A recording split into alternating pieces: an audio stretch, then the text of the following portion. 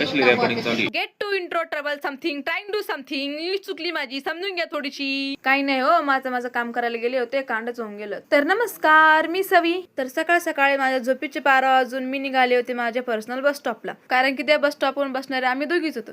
तेवढ्यात आपली बिना पंख्याची लाल परी पण गेली होती आणि मी घराच्या बाहेर निघाले. माझ्यासोबत असं काय कांड होणार नाही, असं कधी होणारच नाही. आपली बिना पंख्याची लाल परी बस स्टँड जवळ गेल्यावरच तिचे गेअर पुसून गेली, ते बी माझे सेम नशिबासारखे. पण देवाची थोडीफार आपल्यावर कृपा, ती वापस चालू झाली. बस स्टॉपला गेल्यावर म्हटलं कंडक्टर मामांकडे माझे 4 रुपये बाकी होते, मग त्यांच्याकडून ते 4 रुपये घेतले आणि निघाले कॉलेजकडे. पण गेल्या 4 दिवसापूर्वी महिला मंडळ बस स्टॉपवर एवढी गर्दी काय घालत आहे मलाच कळत नाही. कॉलेजला गेल्यावर म्हणलं आपल्या प्रोजेक्टचे झेरॉक्स काढायचे बाकी, मग ते आधी काढून घेतले आणि गेले सरळ मागच्या बिल्डिंगला तर चालले होते. पण ह्या 2 काकू म्हणत होते आपला पगार कधी वाढणार आहे. त्यांचा विषय ऐकून मला हसू येत होतं. मागच्या बिल्डिंगला गेल्यावर समजलं आपलं होणार लेक्चर कॅन्सलच झालं. इथं यांचे प्रोजेक्ट पूर्ण करायचं काम चालू होतं. एक मॅगी होतं, एक निर्मा शॅम्पू ऍड बनत होती आणि हे ऐकलं. म्हणलं तू काय करते, तर तुम्हीच ऐका ती काय म्हणते.